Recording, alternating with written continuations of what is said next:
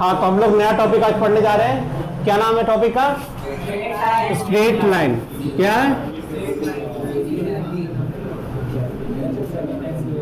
Straight line. अब देखो, straight line पढ़ने से पहले तुम लोग को 10th क्लास का कुछ इंफॉर्मेशन अपने साथ रखना है। पहला, 2 पॉइंट का डिस्टेंस फार्मूला, दूसरा सेक्शन फार्मूला, तीसरा मिड पॉइंट फार्मूला, ठीक है, और चौथा एरिया ऑफ ट्रायंगल। ठीक है, इन चारों फार्मूले को अपने साथ लेके फिर हम आगे स्ट्रेट लाइन के ऊपर जाएंगे। हाँ, तो स्ट्रेट लाइन में हम लोग क्या करेंगे कि हम लोग को चारों फार्मूले, कौन कौन से? Distance formula, section formula, mid point formula और एरिया ऑफ ट्रायंगल, ये हमको आना चाहिए। तो सबसे पहले डिस्टेंस फार्मूला के बारे में देखते हैं। तो डिस्टेंस फार्मूला में क्या है?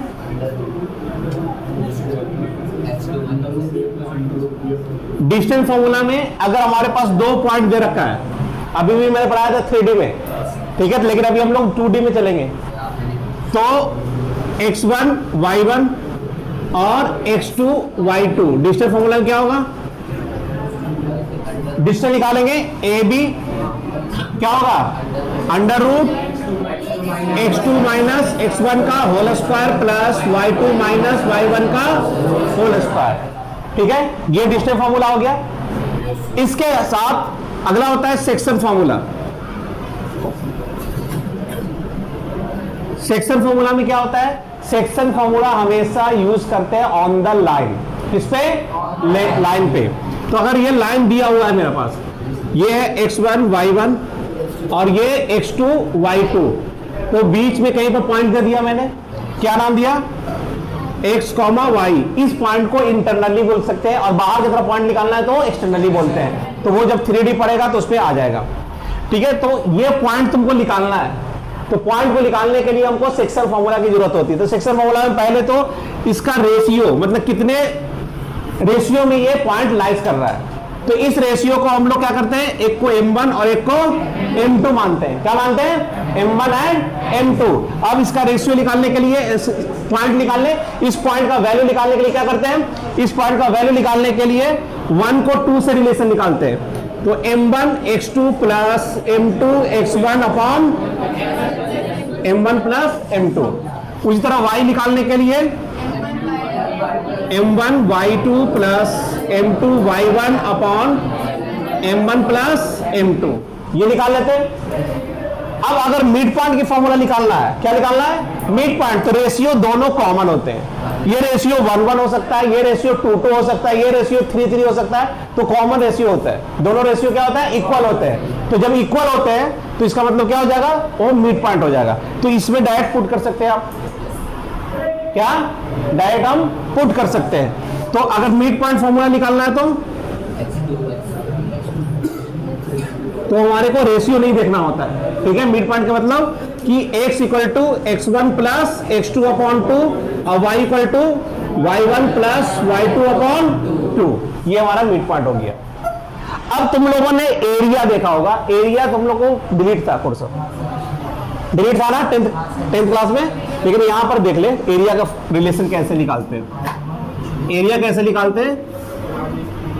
ए बी सी, इन तीनों पॉइंट का वैल्यू दिया हुआ है, x1 y1, x2 y2 और x3 y3।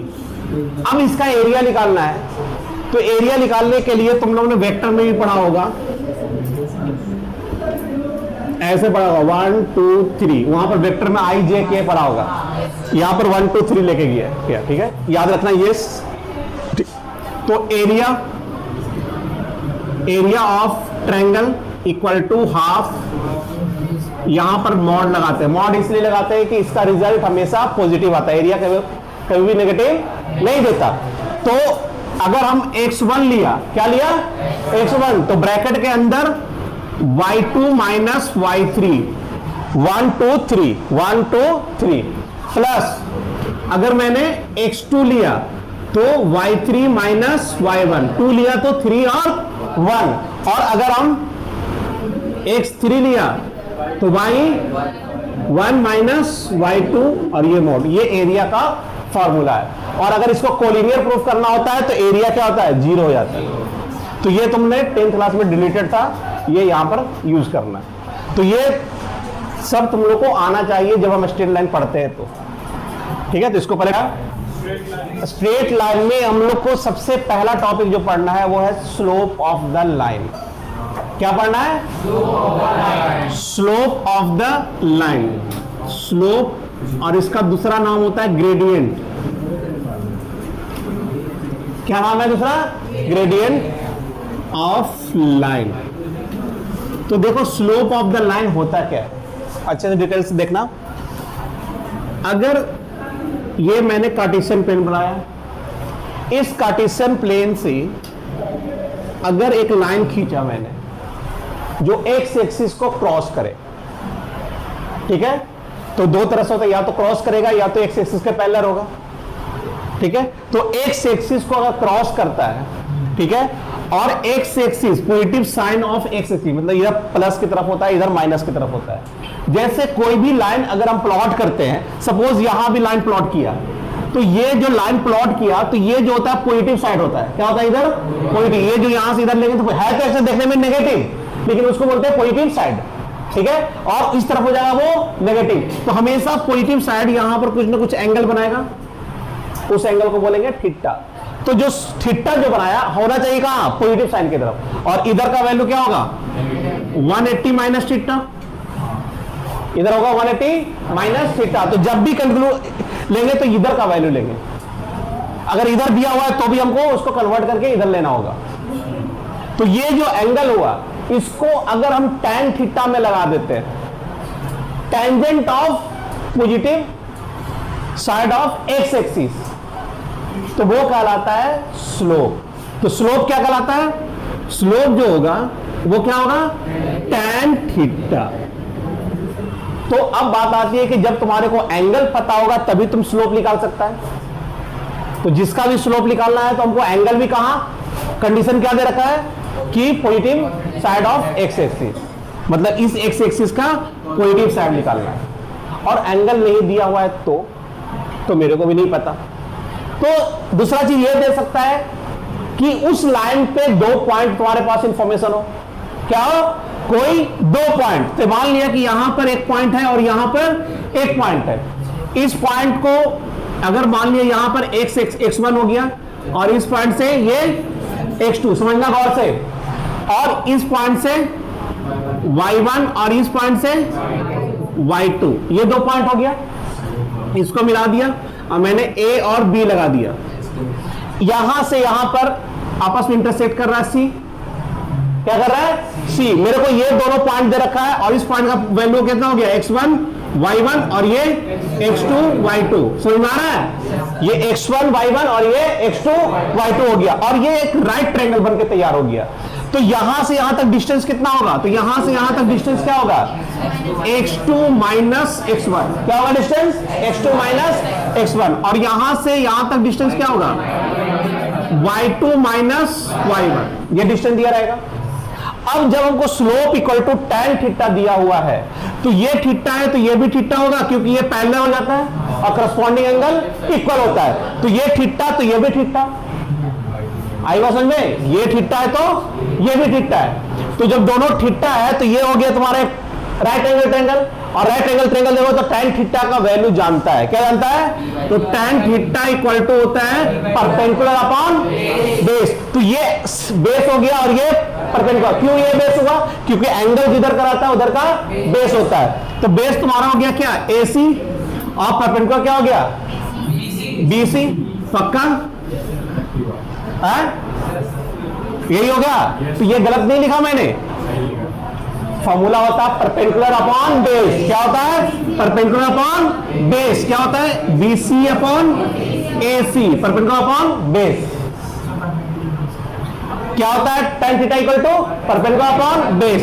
तो tan थीटा BC कितना है, y2 माइनस y1, और AC कितना है, x2 माइनस x1। तो ये तुम्हारा स्लोप का फॉर्मूला निकल गया।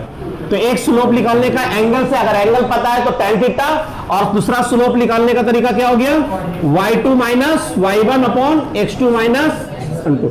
इसे कहते हैं 2 पॉइंट फॉर्मूला। 2 पॉइंट से हम फॉर्मूला बना दिया।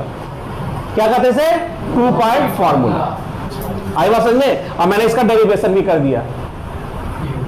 ये हो गया बाई कोऑर्डिनेट और ये हो गया बाई एंगल।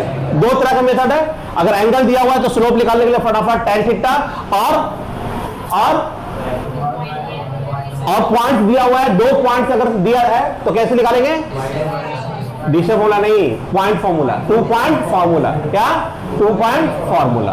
तो इस तरह से हम 2 फॉर्मूला निकाल सकते हैं। तीसरा में भी और बताएंगे।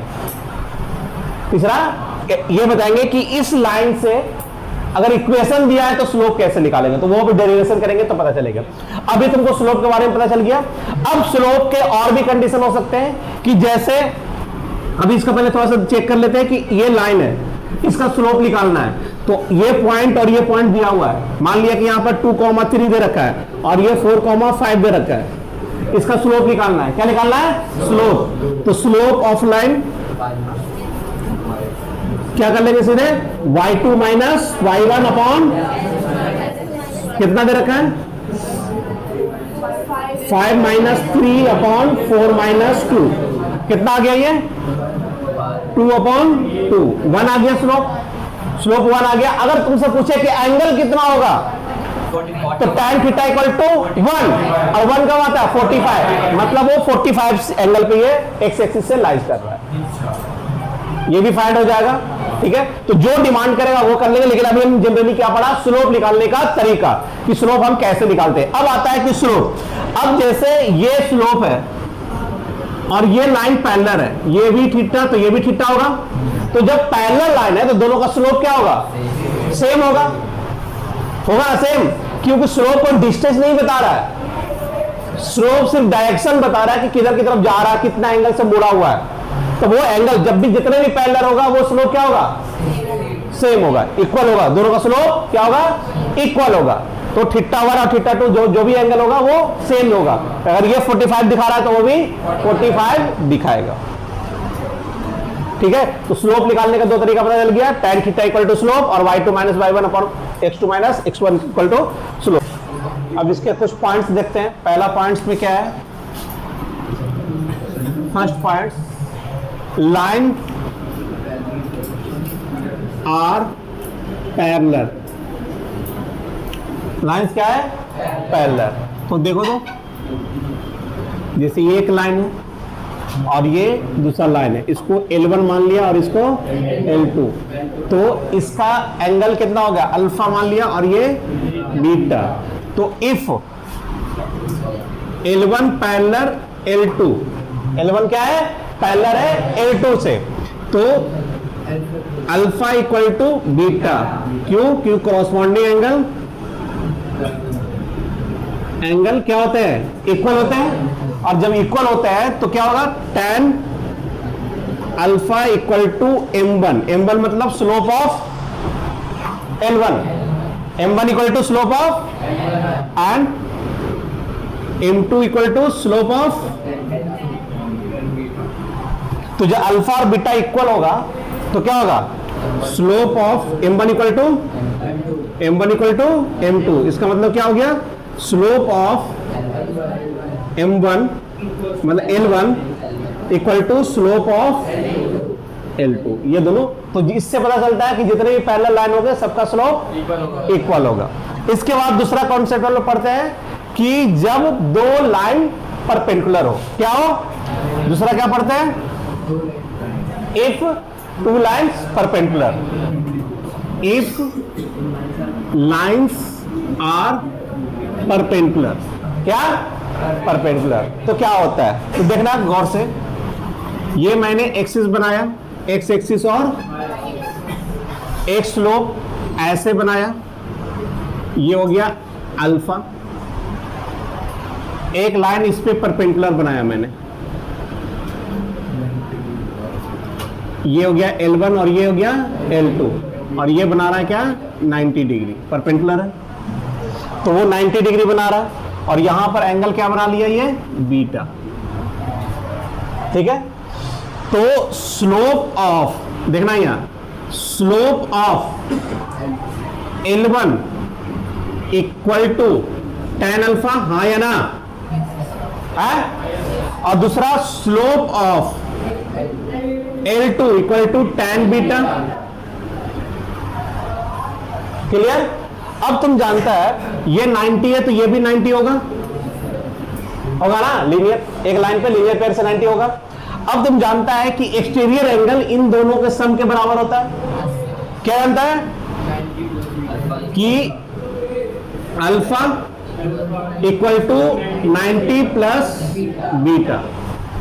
तो हम इसको ऐसे लिख सकते हैं, alpha minus 90 equal to beta. अब दोनों तरफ हम tan लगा दिया तो क्या हो गया, tan alpha minus 90 equal to tan beta. tan alpha 90 तो माइनस कॉट अल्फा हो जाएगा। क्या हो जाएगा ये, अगर इसमें से माइनस कॉमन निकाल लेते हैं तो ये 90 माइनस अल्फा हो जाएगा ना, हाँ या ना। और अगर ये कर सकते थे क्या कि इसको इधर शिफ्ट कर दे सकते थे तो भी बन जाता, इस तरह से भी हो गया। अब tan 90 minus alpha cot alpha क्या होता है, माइनस कॉट क्या होगा alpha equal to tan beta. अब देख, ये इसको tan अल्फा और tan बीटा इसको हम मान लेते हैं m1 क्या, और इसको m2। इसको हम ऐसे लिख सकते हैं, -1 upon tan alpha equal to tan beta, हाँ या ना।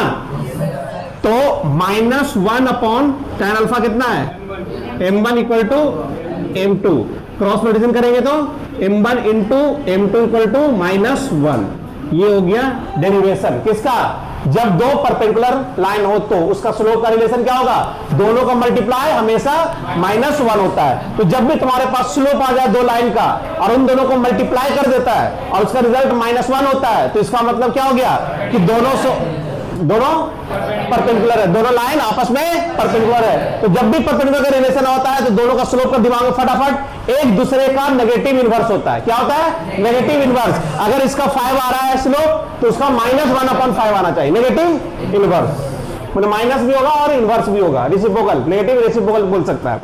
ठीक है, तो इस तरह से हम चेक कर देते हैं कि दोनों लाइन परपेंडिकुलर है कि नहीं है। पैरेलल में क्या होता है कि स्लोप इक्वल होते हैं, परपेंडिकुलर में क्या होता है, दोनों का स्लोप का मल्टीप्लाई इक्वल टू -1 होता है। अब आता है अगला पॉइंट कि if line is parallel to X axis, अगर लाइन पैरेलल है एक्स एक्सिस के, जैसे ये एक्स एक्सिस हो गया और ये वाई एक्सिस हो गया, अब पैरेलल है एक्स एक्सिस के, ठीक है, तो इसका एंगल क्या होगा, पैरेलल टू एक्स एक्सिस करेगा तो एंगल 0 होगा ना। क्या होगा, इसका जो थीटा होगा वो क्या होगा 0 डिग्री। क्यों होगा, क्योंकि एक्स से बात कर रहा है, वाई से बात करेगा तो 90 डिग्री होगा, लेकिन हमको चाहिए किससे, एक्स एक्सिस से, तो 0 डिग्री होगा। तो एम इक्वल टू क्या हो जाएगा, tan थीटा होता है ना, slope equal to tan theta, slope को एम से रिप्रेजेंट करते हैं, तो m equal to tan 0 degree, और tan 0 क्या होता है 0। ठीक है, एक पॉइंट तो ये हो गया। दूसरा पॉइंट ये है कि if line is parallel to Y axis, किसके, वाई एक्सिस के, तो ये एक्स एक्सिस, ये वाई एक्सिस, ये आ गया, इसके साथ क्या बना रहा है 90 डिग्री, है ना, 90 डिग्री बना रहा है, तो थीटा क्या हो गया तुम्हारा 90 डिग्री। तो m equal to tan theta और m equal to tan 90, m equal to क्या होगा नॉट डिफाइन, नॉट डिफाइन मतलब m इक्वल टू तुम लोग यूज कर सकता है 1/0, अगर जरूरत पड़े तो 1/0 यूज कर सकता है। तो ये हो गया तुम्हारा पैरेलल टू एक्स एक्सिस और पैरेलल टू वाई एक्सिस। अब आते हैं थर्ड पॉइंट पे। थर्ड पॉइंट पे है कि अगर दो लाइन आपस में इंटरसेक्ट कर रहा है कुछ एंगल पे, ठीक है, तो इफ या angle between two lines, angle between two line, ठीक है, तो कैसे हम स्लोप का रिलेशन निकालेंगे। ये हो गया एक्स एक्सिस, ये हो गया वाई एक्सिस। एक लाइन ऐसे है और एक लाइन ऐसे कहीं आ रहा है, और यहां पर तुम्हारा एंगल निकल रहा है, वो निकल रहा है क्या, अल्फा या थीटा ले ले, थीटा यहां पर अल्फा ले ले, ठीक है। और यहां पर क्या लेंगे, यहां पर बीटा ले लिया मैंने और इसको फाई ले लिया, क्या ले लिया, फाई। तो अब ये तुम्हारा एक लाइन L1 ले लिया और एक लाइन L2। नॉर्मली हम देखेंगे तो सब पहले स्लोप निकालेंगे, तो स्लोप ऑफ L1 मतलब फर्स्ट लाइन का, तो स्लोप ऑफ L1 क्या होता है, tan थीटा। तो tan थीटा की जगह कितना है, फाई, तो क्या हो जाएगा, इक्वल टू tan फाई, और इसको सिंबल देंगे M1 से, किसे, M1 से। दूसरा है स्लोप ऑफ L2, इसका क्या देंगे सिंबल, tan बीटा, इसका M2। हमारे को निकालना है अल्फा, tan अल्फा की वैल्यू। तो देखो, तो ये अल्फा है, ठीक है, तो ये एंगल कितना होगा, 180 माइनस अल्फा होगा ना, ये एंगल क्या होगा, 180 माइनस अल्फा आया ना। तो इस ट्रायंगल के अंदर ये एक्सटीरियर एंगल हो गया, एक्सटीरियर एंगल अपोजिट इंटीरियर के सम के एंगल के बराबर होता है। तो इसका मतलब क्या हो गया, फाई इक्वल टू क्या होगा, 180 माइनस अल्फा प्लस बीटा, ठीक है। इसको हम इधर शिफ्ट कर दिया, क्या, इधर शिफ्ट, ठीक है। तो क्या हो जाएगा ये, या इसको इधर शिफ्ट कर देंगे तो क्या हो जाएगा, ये माइनस अल्फा प्लस 180 आया ना, प्लस अल्फा माइनस, ठीक है, और ये हो जाएगा बीटा माइनस 5, ठीक है। तो रिलेशन क्या निकालते हैं, दोनों तरफ हम क्या कर देंगे, हम क्या निकालेंगे, tan लगा दिया, अल्फा माइनस 180, और ये हो गया tan बीटा माइनस 5, क्लियर। अब देख, यहां से माइनस कॉमन निकल जाएंगे तो बाहर माइनस आ जाएगा, हाँ या ना। तो ये हो जाएगा 180 माइनस अल्फा, और इसमें फॉर्मूला लगा देंगे, क्या formula, tan a minus B का, क्या फॉर्मूला होता है tan a माइनस बी का, tan a minus tan b upon 1 plus tan a into tan b, clear. अब tan 180 माइनस थीटा अल्फा मतलब कि सेकंड क्वाड्रेंट में चला गया, और सेकंड क्वाड्रेंट किसका घर होता है, साइन का। तो सेकंड क्वाड्रेंट अगर साइन का घर होता है, किसका, साइन का, तो इसका वैल्यू क्या होगा, माइनस tan अल्फा होगा, और पहले से ऑलरेडी माइनस है, तो minus minus plus tan alpha, और tan बीटा का वैल्यू कितना है, M2, क्या हो गया, M2, और ये minus M1 upon 1 plus M2 M1, clear. अब देखना है यहां पर ये माइनस आ गया, यहां पर चेंजिंग भी आ सकता है, प्लस माइनस आ सकता है, मतलब उल्टा करेंगे, अगर इधर का एंगल निकालना होगा तो क्या होगा, उल्टा हो जाएगा, ये भी अल्फा होगा तो ये भी निकल सकता है ना। इसीलिए क्या करेंगे हम कि tan अल्फा का रिलेशन मॉड के अंदर रखते हैं।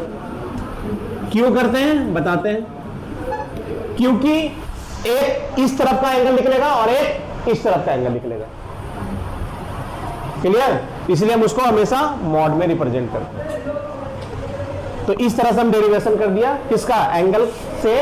अगर दो एंगल दिया हुआ है तो कैसे हम एंगल का रिलेशन निकालेंगे, अगर स्लोप दिया हुआ है तो। अगर स्लोप दिया हुआ है और मेरे को पता करना है कि वो दोनों आपस में किस एंगल पर टकरा रहा है, तो टकराने के दो एंगल हो सकते हैं, यहां भी आ सकता है और यहां भी आ सकता है, तो मॉड लगा लेंगे तो दोनों एंगल निकल जाए, ठीक है।